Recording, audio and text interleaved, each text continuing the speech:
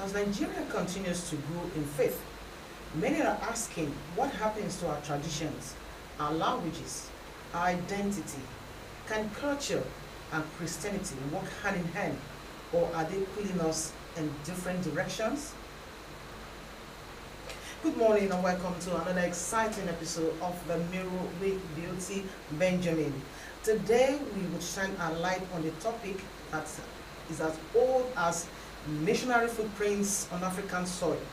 Talking about the role, or it's what is the place of culture in today's Christianity. What is the place of culture? We can see that the both are supposed to work together, or are they not? But I'm not going to I'm not going to give you the answers today, because I have someone in the studio who is seasoned, who has a love for both. She has love for both Christianity and has love for our culture. I want to see, it's Christianity. The Christianity comes to erase our identity, because our culture is our identity. That is who we are. So if we totally erase our culture, where do we stand? How do we identify ourselves?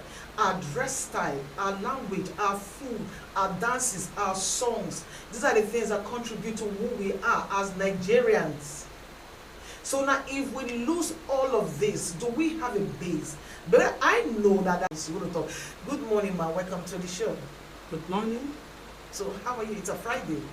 Thank you. I'm good. I'm fine. I'm sorry you have to experience a little hold up this morning coming here because of, the usual thing we do here when we have burial or occasions or that, we have our roads blocked and all that. But sorry, but you're able to meet up.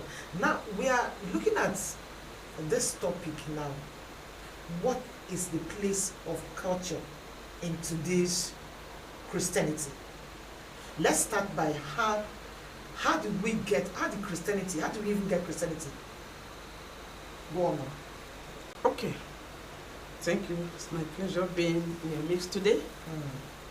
Actually, our topic is so apt at this period in time where we think that a lot has to be done for posterity to stand its ground, knowing exactly what culture is and what Christianity is. Like you rightly said, culture is the way of people's life, how we do our things. And before now, we should know that culture was existing before Christianity. We are talking about the impact we have in today's Christianity. Is our culture still valid? Are we still in what we know, what was passed into us generation back? Are we still holding on to it? Or is it being eroded out? That is actually what we want to know today. Okay, so remember that if you go critically into the scripture, you know that Christianity came to erode culture, because it did not only come to amend what was existing, it came to pull people from what they know to what they would believe. Christianity is about believing on something, whether it happens or not. Leaving house this morning believing there may be hold up. Probably there won't be one. Yeah. But culture tells you that this is a piece of cassava, soak it. In 3 days' time, it will ferment and you will get the raw cassava from it. You do it as practical and you see it. So because Christianity came into life when culture had no good record about its generation. Why culture suffer, or why we suffer, is that there are no proper record. There are no proper information handed over to us. The language and the culture we had was only what was told by the elderly person you meet in the family or in the area. There are no archives as to dig up what happened in the past. So once a tutor or a mentor dies, culture sometimes die halfway with that very individual. I know that in culture, a young man is being cultured on how to mend bones. This is how you check the bone, and you get this, and this is the leaves you use from the bush. But these informations were not documented. One of the poor ills of culture is that those informations were not documented. You can't go to any archive and pull them. So when the instructor dies, that aspect of culture is completely erased. Completely erased. If any man understudying the elderly person dies while studying, it's either you pick up another mentor or you pick up another servant that will begin to undergo same process. Another thing that actually made us to go back, if we may say we have gone back, is that the love for greener pasture. Greener pasture. Yes. Okay. You may not to expatiate on that. I may not, so that we go into what, because if I expatiate, it may lead you to leaving the country, leaving your area, going to mix up with other country, going to mix up with other people around the area to imbibe what may not be your culture. Okay. But let's go straight to the topic of today. Okay. The place. So now, do you think that, or in your own opinion, how do you think that Christianity has shaping or reshaped our cultural practices? Because I know that, talking about culture, let me something I have there now. From how we marry, how we dress, how we name our children, even bury our dead, Christianity has undoubtedly influenced the Nigerian way of life. But in this influence, is it a blessing or a burden? We are evolving, are we evolving or erasing our cultural identity? All of this, because you now see people now, for instance, I'm taking a name now. For instance, maybe I was named Ifeyiwan, and then I now become born again, and I begin to think, okay, that name, maybe it has one kind of meaning, I don't know, and I'll change my name. Maybe if I'm a male, I'll say, okay, I'm going to answer Samuel, because there's something attached to that Ifeyiwan. All of this, do you think Christianity has reshaping our cultural practices and identity? Okay, let's go into that. Christianity cannot totally reshape our cultural practices. Okay. Because Christianity and culture goes hand. They are interwoven. You can hardly pull one from the other. Let's take a typical example of what we saw this morning. Okay. A senior man of God who owns a church. At the same time, he is the royal majesty of his hometown, the senior Apostle Chibuzo Chinyere. Okay. He is a man of God. The Christianity did not stop him from attaining his right as the eldest to take up the throne in his place. Okay. So the place of culture is still there in Christianity. Cannot be. In fact, let me tell you, Africans has taken their culture back to Christianity, to religion. They have taken their culture, their religion back to Christianity fully. If they were behind, in the recent research, it is clear that Africans has taken their culture back to Christianity. You see a man of God answering Onyemechi Chukwuma, Pastor Onyemechi Chukwuma. In the then days, it would have been forbidden for a pastor to answer such name. The pastor would have answered his baptismal name. Christianity came in and changed my name from Okudiri to Patience, changing my name from Chukwudi to Augustus, changing your name, say this is your baptismal name. You've been christened Justina. You are no longer Amaka. But from recent research, like I said, we have taken, Africans has taken their culture back to Christianity. You see that during programs, the church would want members from Kogi State come and showcase your culture in the church. People from North go and dress in your cultural way, come, right in the church. Right in the church, the pastor will take up his hand and say, all of you in the church, put your hand on the floor and say, this floor that I'm standing, I pray that God do this. These were all African cultures. They were rituals from what our fathers taught us. It was like when you said that whenever Christians see the ark of God, it is to them, it reminds them of the presence of God in their midst. Likewise, when we enter traditional hall, and we see the emblems, as you open the traditional, the jury hall, you see the emblem of the founder of the place. The cultural man have that assurance that he whosoever or whoever founded this land, I can see his culture. It reminds, it is not a ritual that will tamper with your faith. It is a history. That is the only way the cultural man can keep history. putting up a culture, and you open a jury room and say, oh, this is the founder of this area. These are the two young men that came to this area with him. It doesn't stop any man from being a child of God. Now, let me take you back quickly to a tribe. Like when I was growing up, we usually have what they call New Year Festival, where the New Year springs forth, and they will have this festival, have this masquerade.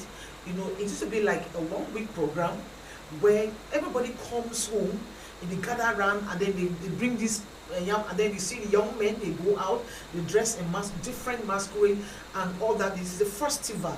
They roast yam, they go out to display, and then you see the masquerade now chasing the women. Now, if you are a woman and you are holding a baby that is a male baby, the masquerade will not disturb you. But if you're holding a baby that is a female, they'll just give you a crack. But if you're a young maiden, they chase you around. But I can say that all of those now, they're no longer, in fact, if they are in existence, it's only few of the community who still practice that now. Because Christianity sees that those things are not Christian-like. And so they're stopping. So is it not reshaping? It's reshaping our culture. Okay, let me go into what you just said. Like I said, history has it that Christianity is reshaping our culture, like I rightly said earlier. Christianity is like a virus on culture, eating it up gradually with its faith that you may not see. You said this is what you believe, that Christ will come again, and that is your belief. Whether he comes or not, the Christian believe that Christ will come again. Like I said earlier, while Christianity religion is dwindling, is the Western education, awareness of copying other culture. What you rightly said is like the Owu, we usually go around at home, wear wrappers and dance with Owu as our culture. We do that, but because Christianity sees it as a piece of wood, that piece of wood is the only material I can get within my area. I, myself, constructed that, and we dance around. Christianity will now see it as ritual. Idol worship. But these same people we call Christians, and we are same people who will call Santa Claus another man's culture because he wore red. These are the material he can find in his area. He may not find a piece of wood, and he pick up a material, a red material, and wear on his head and put on this, and comes out. And the Christian man and the pastor calls him the religion man, Santa Claus, and said, please come and give my child a piece of gift. My wife's birthday is today, come and give. These are just, that's why I said they are just interwoven. Even if you think you are putting on green and I put on red, it doesn't have anything to do with Christianity. This same Santa is a replica of the old, you see, we prepare, the masquerade that we dance with. This replica, this other Owu, is also the material and whatever they can get within this area. It's like when you say people culture. In my place, you can't bury any corpse at home unless he is 90 and above. And if you ask, they may give you reason. As you dig 5-6 feet to the ground, you get water. So why bury corpse when there are cemetery closer to water to take corpse? Another one will tell you, no, we bury in my place. The Christian faith does not have right to stop a man or a woman on where to bury his corpse. As soon as a man that is a Christian dies, he becomes the family property. They think of his culture. While I said recently culture is integrating and taking its place, you can see collaboration, where the Christianity has allowed that the Bible should be written in indigenous language. What actually makes a man not to understand what the pastor is saying and would want to concur is the language problem. Most of it's just like you have an issue and you've gone to a medical doctor. You said, sir, please, my wife have not given birth for the 7 years. She has not been given, she has not this, that. And the doctor said, well, the Philippine tube is not actually in the place it's supposed to be because of the gasket order. Exactly, the man will go back home and tell the wife that you cannot give birth to. The type of thing the doctor said, because he didn't understand the language. So because of collaboration of the language now, write Bible in indigenous language. it will make culture incorporate properly. So your argument is that they both are working together. Exactly. Now I have something here that says here, Okay. some argue that Christianity introduced moral discipline and order. Others say it created moral superiority that disrespects African values. What's the perspective? Okay, my perspective is that both culture has to preach moral support for any of the group they belong to. None of this group, Christianity or culture, tells a child to kill. The culture itself have the way that you do this and you get the repercussion. Why the Christian pamper the issue that has brought us into wherever we are. Waiting for trial, give him to government, but the culture will tell you because you did this is an abomination, we have to take this course. So they work hand in hand. The culture is not completely out of the Christian way. Likewise, the Christian is not completely out. That's why I said a child in the church who is a church member, a chorister, a wife to a pastor, have to go for the traditional marriage. Not in the church, I mean in her hometown. For her parents and her kinsmen to tell them what is. I had recently a young man or an elderly man went for coronation, and his son said he's not going to get any hard wine for the day. The tradition said we need this hot drinks and this for the chiefs and the youth and do this. And the young man said he's a pastor, that he doesn't want to get his money involved or his hand involved in that. Okay? So while in the course of the program, the elders came and said we need this or the occasion stops. And he brought out about 170,000 and gave out. Has the money not gotten the drink? It has. Is it not your money? Why do you say you're not part of it? Why need together? Okay. Yes. I like that part now. Yes. Because I was beginning to wonder, because that's the tradition. Yes. Now you say, because I want you to ask, before the son or before the father took the title, did they have a conversation as a family to say, look, I'm going for this thing. These are the requirements. So you coming to say you're not going to pay. I was wondering, but thank God that I think at this point I will go on a quick break and then we'll return, we continue. You're still watching The Mirror with Beauty Benjamin on Rstv. Stay tuned as we return.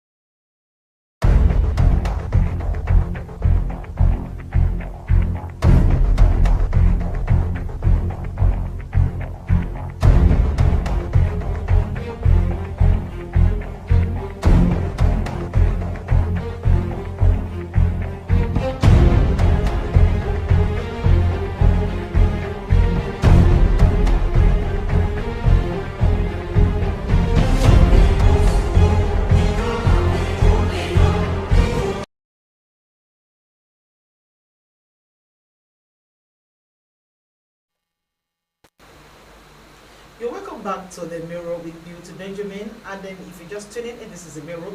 The Mirror is a family program that talks about the things that happen, the issues in the family. Because everything that happens in the society transcends from the family. If we don't get our family well, we can't get our society well.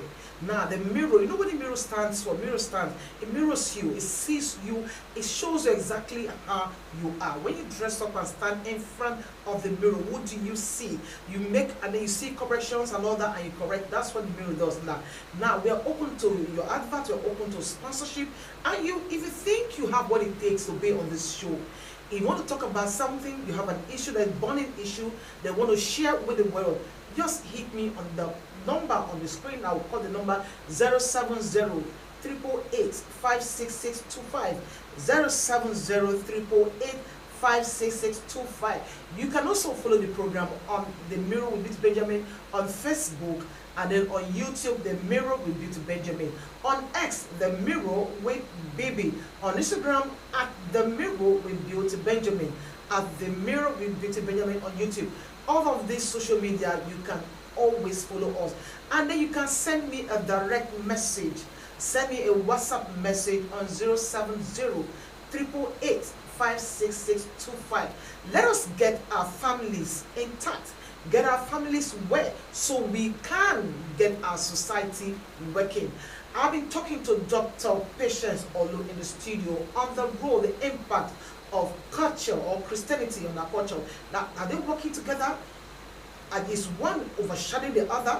Or should we leave one and pursue one? All of that we're talking about in the studio now. So you're welcome. Just grab a seat and let's write together. Now, Doctor, you're welcome back to the program. Now, let's look at language. Now, let's talk about language. Many of the churches today, now, let's use our area. We are resident in Port Harcourt, and we have churches not across Port Harcourt everywhere. And all of these churches, I stand to be corrected though, use English language to preach. And then we have not even the churches that are the local churches like one here. We have people here. This is a community. Now the churches here also use English language to preach. How does that affect cultural preservation? We're talking about preserving our culture, or is Christian? I want to maintain that, or not maintain. Let's see how the impact that's got. So using English language to preach in the church, even in our local setting, how does that affect our cultural preservation? Because we're talking about archive. We do not have archive where we go and say, okay, bone issue, you can actually go there and get this and all that, but there are none of those now. But if you come to the church or you come to the medical part, I brought a doctor here, and you can actually go to archive and get, what you need. So how does this now affect our cultural preservation? Okay, thank you. I said earlier that one of the problems the culture had was poor documentation. Like I rightly say, the Bible is well documented history that the Christians are using. Well documented history that is accepted globally. Recently, you can see that we are trying to move from the medical aspect of taking drugs that you know or you do not know and going back to our traditional medicine or whatever medication we think can be handled traditionally. The church has eaten deep into Christianity. The only thing that will make Christianity have its stand again, especially culture has its stand again, because that is the only universal language that can be understood by all and sundry. Because right from the whole, parents has failed to let the children even get the 1 to 10 in their language, or greeting, good morning. When we have lost that from the home, coming to the church to amend it does not go easily. So the only way we can get it is hoping that the indigenous Bible will be written, because in most of the Western areas, the church preaches and uses their local language and indigenous language. And I hope in recent time, like I said, with more research, the culture will probably get its stand in the church. Okay, then let's look at this now. Do you think that Christianity and the Nigerian culture could comfortably, now, because don't take away our ritual practices. Now, if you're saying the Christianity and the church or the culture should work together, in the place of coronation, where there has to be libation, incantations and all that, do you think the church will allow that? Now, if I'm a member and I'm being conferred with a title, and I'm a Christian, I'm a believer, and I'm being called, say, okay, this two needs me, I have to attend this two as a family head or whatever. Do you think the culture, the elders, will accept to coronate me without libating, or all of those practices? Because that is the culture. Now, and I'm saying I am born again, I'm a Christian. but you said this is my stool and I want to, and I'm telling you that, okay, in the place of this, can we do prayers? You think the culture or the cultural head or the leaders or elders, will they accept that? We are trying to work hand in hand together now, see if we can coexist as one body. Yes, let me say yes to that. Okay. And I have facts. Okay, that's Yes. what I want to hear. Yes. You see, I cited one earlier, and I will cite another one.